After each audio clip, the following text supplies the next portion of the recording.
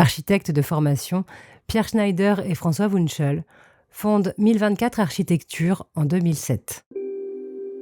En intégrant la projection vidéo dans ses créations, le studio va vite se faire un nom dans le monde du mapping.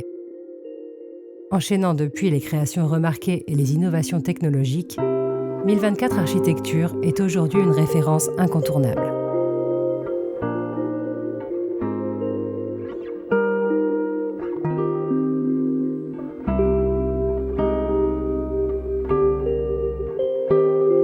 « 1024 Architecture », c'est une histoire qui remonte à longtemps. En fait, on s'est rencontré avec François Wunschel, mon cher associé 1024. On s'est rencontré en 1996, voyez-vous, sur les bancs de l'école d'architecture de Strasbourg. Suite à ça, on avait créé un collectif qui s'appelait Existe. Sous ce nom-là, on a fait plusieurs projets de 2003 à 2006-2007. On était c'était un collectif que d'abord on était 5 architectes, puis ça s'est élargi de graphistes, de photographes, de constructeurs. On a terminé une bonne quarantaine de personnes.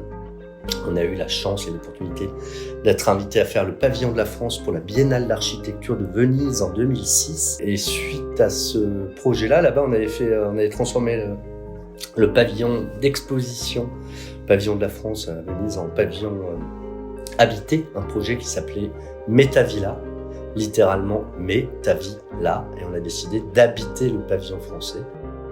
On a fait un séminaire avec nos amis du Mapping Festival à Genève et on a commencé à projeter sur notre structure en échafaudage une grille virtuelle, visuelle, qu'on projetait sur la structure elle-même. Et c'est un peu le début de notre travail c'est un travail de recherche qui nous a amené à comprendre le potentiel du mapping. En rentrant de ce projet-là, on a rencontré plusieurs artistes et avec Étienne, on s'est dit tiens, ouais, là il y a quelque chose à jouer. On a fait ce projet qui s'appelle Square Cube, un cube augmenté pour la scénographie du live électronique d'Étienne de Crécy. Et c'est un projet, ça c'est rigolo, ça qui était évidemment fondateur chez nous. C'est dans le cadre de ce projet-là qu'on s'est structuré et qu'on a été amené à créer 1024 Architecture.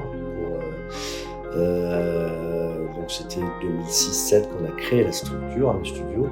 Et ce projet, c'est marrant parce qu'à l'époque, on n'avait absolument pas les moyens de le faire en vrai, avant les premières dates. Donc on a tout travaillé comme ce qu'on est, c'est-à-dire des architectes à la base. On a tout travaillé en modèle réduit, en maquette. On a fait toute la création dans notre petit atelier avec une maquette au 1/10, donc un cube de 60 cm sur lequel on a projeté les visuels, fait toute la compo. Et puis on n'avait pas du tout les moyens de louer un gros vidéoprojecteur et de monter la structure qui, elle, en échelle 1, faisait 6 mètres par 6.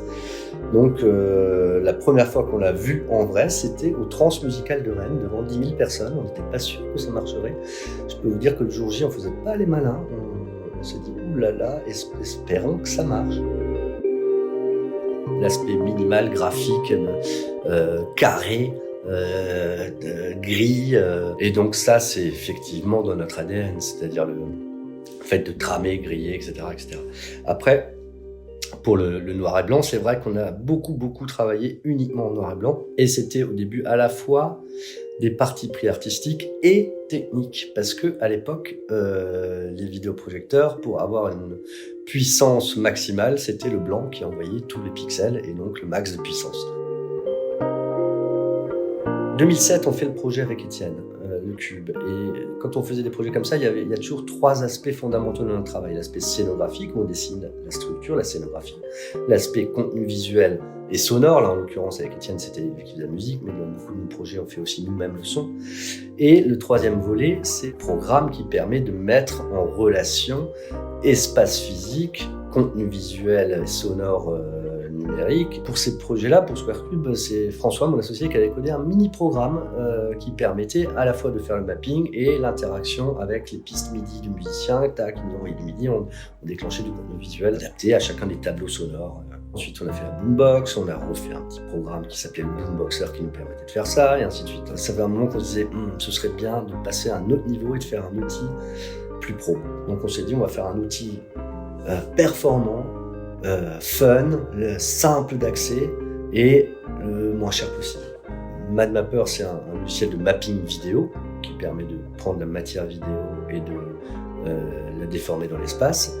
Et très vite, on a injecté, comme dit, d'autres types de protocoles là-dedans. Donc le protocole DMX qui permet de manipuler des LED, des lumières, tout type de matériel qui utilise ce protocole-là, et il y en a beaucoup. Et récemment, plus récemment, on a injecté un nouveau protocole qui s'appelle le protocole Hilda, qui permet de manipuler des lasers.